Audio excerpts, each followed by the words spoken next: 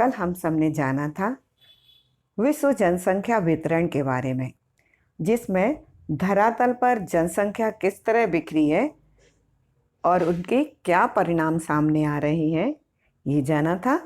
आज जानेंगे विश्व जनसंख्या घनत्व के बारे में। मैं वीणा जैन, डेली क्लास में आपका स्वागत है। आप इस लेक्चर की पीडीएफ नीचे विवरण पर जाकर डाउनलोड कर सकते हैं। और अब जानेंगे हम विश्व जनसंख्या घनत्व क्या है। जनसंख्या का घनत्व प्रति वर्ग किलोमीटर में व्यक्त किया जाता है कि 1 किलोमीटर का जो क्षेत्र है उसमें कुल कितनी जनसंख्या रह रही है, ये हमें जनसंख्या का घनत्व ही बताता है। जनसंख्या का घनत्व प्रति इकाई क्षेत्र व्यक्तियों के द्वारा अभिव्यक्त किया जाता है और जनसंख्या घनत्व के स्थानिक विवरण एवं दबाव को बेहतर ढंग से समझने में सहायता भी मिलती है।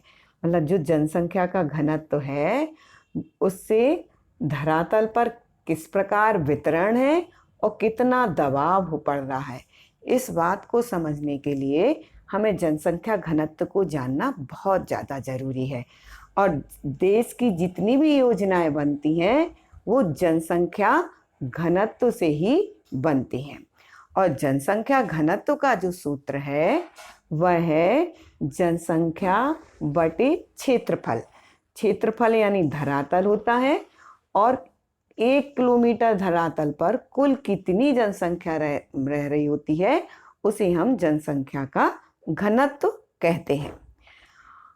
माना कि हमारे 1 किलोमीटर क्षेत्र पर 5000 जनसंख्या, तो 5000 बटे 1 किलोमीटर लिखा जाएगा और इनका भाग करने पर जो आएगा वो हमारा घनत्व आ जाएगा। तो घनत्व भूमि एवं जनसंख्या के बीच का अनुपात होता है। अब जानेंगे कि घनत्व कहीं पर कम और कहीं पर ज़्यादा क्यों है। घनत्व को कौन प्रभावित करता है? तो पहला कारक भौगोलिक कारक। भौगोलिक कारक में जलवायु, जल की उपलब्धता, भूमि की आकृति, मृदा यानी मिट्टी और वनस्पति, ये चीज़ें आती हैं। तो ये चारों पांचों चीज़ें जहाँ पर उत्तम होंगी जनसंख्या का जमाव ज़्यादा होगा। उदाहरण हम भारत का ले लें कि भारत का जो गंगा सिंधु ब्रह्मपुत्र का मैदानी क्षेत्र है, वहाँ के जितना भी राज्य हैं, जिले हैं, जो भी सम्मिलित होते हैं, उन सब की जलवायु, जल की उपलब्धता, वहाँ की भू आकृति, मृदा का उपजाऊपन और वनस्पति, सभी चीज़ें उत्तम है। इसलिए वहाँ पर सबसे अधिक जनसंख्या पाई जाती है। और इसके विपरीत भारत के ही राजस्थान में जलवायु उत्तम नहीं है, जल की उपलब्धता नहीं है, भूमि ऊबड़ खाबड़ और मरुस्थली है और मृदा भी उपजाऊ नहीं है, तो वहाँ पर जनसंख्या घनत्व बहुत कम है। उसी तरह आर्थिक कारण लें तो आर्थिक कारण में 4 चीज़ें होती हैं: नगरीकरण, औद्योगिकरण, व्यापारीकरण और परिवहन संचार। ये चीज़ें जहाँ पर उत्तम होती हैं, इनकी विकास जिन शहरों में उत्तम हो गया वहाँ पर जनसंख्या घनत्व भी अधिक होता है। जैसे जितने भी राजधानी प्रदेश हैं, चाहे वह जापान की टोक्यो हो, भारत की दिल्ली हो, मध्य प्रदेश की भोपाल हो, सभी जगह नगरीकरण हुआ है, औद्योगिकरण हुआ है, व्यापारीकरण वहाँ अच्छा है और परिवहन एवं संचार की व्यवस्था बहुत अच्छी है।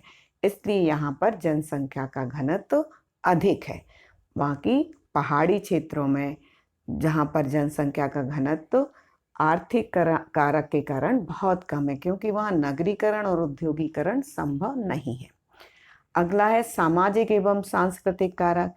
क्योंकि मनुष्य समूह में रहना पसंद करता है, वह अपने जाति धर्म वालों के साथ मिलना जुलना अच्छा लगता है उसे, तो वहाँ जहाँ पर ये सारी सामाजिक और सांस्कृतिक सुविधाएं अच्छी होंगी, भारत में उदारता है, सभी धर्मों को सम्मान दिया जाता है, इसलिए भारत में जनसंख्या का घनत्व अधिक है। और जहाँ पर एक धर्म होता है, एक वो होता, अपनी तानाशाही होती है, वहाँ पर जनसंख्या का घनत्व कम होता है। राजनीतिक कारण देखें, राजनीतिक कारण में सरकार की नीति आती है। जितनी उदार होगी जनसंख्या वहाँ रहना पसंद करेगी।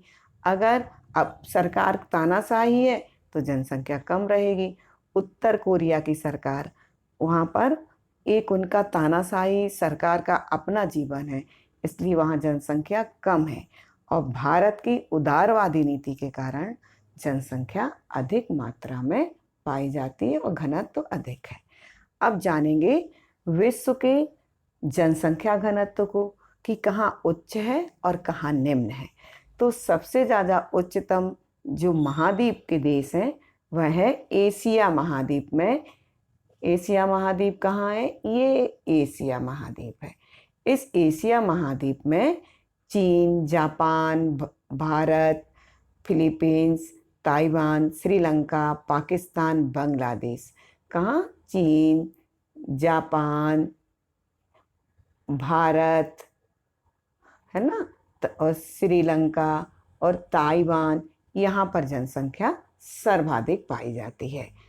अब जानेंगे यूरोप महाद्वीप के देश। तो यूरोप महाद्वीप में जर्मनी, इटली, फ्रांस और रूस। तो ये ऊपर का ये यूरोप महाद्वीप है। यहाँ पर जर्मनी, इटली और फ्रांस और रूस में जनसंख्या अधिक पाई जाती है।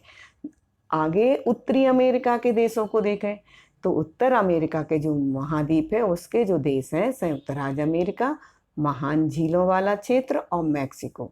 यहाँ पर भी ये उत्तरी अमेरिका का ये संयुक्त राज्य अमेरिका है, ये वाला क्षेत्र, और ये महान झीलों वाला क्षेत्र और ये मैक्सिको वाला क्षेत्र है। यहाँ पर जनसंख्या अधिक पाई जाती है। और दक्षिण अमेरिका में ब्राज़ील क्षेत्र में, तो ये दक्षिण अमेरिका का ये ब्राज़ील क्षेत्र है, यहाँ पर भी जनसंख्या अधिक पाई जाती है। अफ्रीका के मिस्र क्षेत्र में, तो अफ्रीका का जो ये अफ्रीका है यहाँ इसका मिस्र क्षेत्र है, यहाँ पर जनसंख्या अधिक पाई जाती है। ऑस्ट्रेलिया का पूर्वी क्षेत्र है, तो ये ऑस्ट्रेलिया का जो पूर्वी क्षेत्र है, पश्चिमी क्षेत्र चूँकि यहाँ पर मरुस्थलीय है, तो ये पूर्वी क्षेत्र में भी जनसंख्या उच्च घनत्व वाली पाई जाती है। यहाँ पर प्रकृति की सारी सुविधाएं हैं, इसलिए जनसंख्या उच्च है। अब अगला है निम्न जनसंख्या घनत्व वाले क्षेत्र।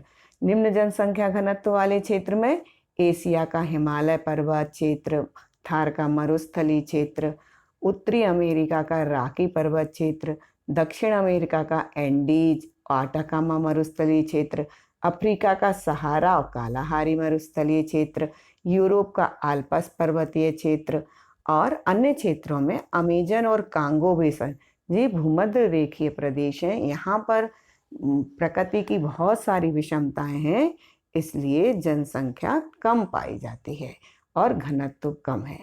अब जानेंगे घनत्व के प्रकार को कि घनत्व कितने प्रकार का होता है। तो सबसे पहले है अंकगणितीय घनत्व। अंकगणितीय घनत्व को निकालने के लिए कुल जनसंख्या बटे कुल भूमि का क्षेत्रफल, उसका भाग दिया जाता है, जिससे अंकगणितीय घनत्व निकल आता है। दूसरा है क्रियात्मक घनत्व। क्रियात्मक घनत्व में कुल जनसंख्या में कृषि योग्य भूमि के क्षेत्र का भाग दिया जाता है, तो क्रियात्मक घनत्व मिल जाता है। और कृषि घनत्व, कृषक घनत्व में कृषकों की संख्या और कुल कृषि योग्य भूमि का भाग दिया जाता है, उससे भी हमारा कृषि घनत्व प्राप्त हो जाता है। इससे हम किसी भी देश के विकास में किन चीज़ों की कितनी है, सारी योजनाएं इस घनत्व के प्रकार को ज्ञात करके ही बनाई जाती हैं कि हमें कृषि में ज़्यादा खर्च करना है कि क्रियात्मक क्षेत्र में ज़्यादा खर्च करना है, कि अंकगणित के हिसाब से किस भूमि पर कितने लोग हैं और किस भूमि पर कहाँ कितना जमाव का लाना है, ये हमारे घनत्व से पता पड़ जाता है। अब घनत्व से संबंधित महत्वपूर्ण प्रश्न, घनत्व किसे कहते हैं और घनत्व का सूत्र क्या है, ये तो IMP है, हर साल परीक्षा में पूछा जाता है। और घनत्व अध्ययन से इसमें किस चीज़ में सहायता मिलती है? योजना बनाने में सहायता मिलती है। घनत्व को प्रभावित करने वाले कारक तो प्राकृतिक कारक, आर्थिक कारक, सामाजिक कारक, राजनीतिक कारक हैं। फिर विश्व के घनत्व का वितरण बताइए, तो अपन को विश्व के जो अपने महाद्वीप हैं सातों, उन महाद्वीपों में बताना है कि घनत्व किसका कितना है और कौन से देश है यहाँ के जहाँ अधिक घनत्व पाया जाता है। उच्च घनत्व वाले देश के नाम बताइए, तो उच्च घनत्व वाले देश चीन, भारत, जापान, है ना, ये बताए जाएंगे। निम्न घनत्व वाले तो जहाँ प्राकृतिक विपदाएं हैं या उबड़ खाबड़ है, जितने भी मरुस्थलीय प्रदेश, जितने पर्वतीय प्रदेश और जितने भी दलदलीय क्षेत्र हैं, उन सब में घनत्व बहुत कम पाया जाता है। जनसंख्या का घनत्व का वर्गीकरण बताइए, तो 3 तरह से वर्गीकृत किया गया है। और सबसे महत्वपूर्ण प्रश्न है, ये IMP है कि वर्तमान विश्व घनत्व में आप सहमत हैं या कोई परिवर्तन लाना चाहते हैं? अपने विचार लिखो। ये सबसे ज़्यादा महत्वपूर्ण प्रश्न है जो इस बार की परीक्षा में आपसे पूछा जाएगा। और आपने अभी घनत्व को जाना और घनत्व से ही हम अपने देश की जानकारी, हर देश की जानकारी वहाँ के घनत्व के हिसाब से ही होती है, क्योंकि लोग धन है किसी देश का। हर व्यक्ति का एक अपना वजूद होता है, अपना महत्व होता है। इसलिए जितने भी व्यक्ति जिस स्थान पर हैं और किसी भी देश की आर्थिक स्थिति वहाँ के स्त्री और पुरुषों के घनत्व पर ही निर्भर होती है और देश की योजनाएं घनत्व के हिसाब से ही बनाई जाती हैं। धन्यवाद, आपने बहुत अच्छे से जाना। और आपको इस विषय से संबंधित कोई भी प्रश्न हो तो आप कमेंट बॉक्स पर जाकर कमेंट कर सकते हैं। और इस लेक्चर का डिटेल वीडियो आपको चाहिए है तो ऊपर आई बटन पर जाकर देख सकते हैं। धन्यवाद।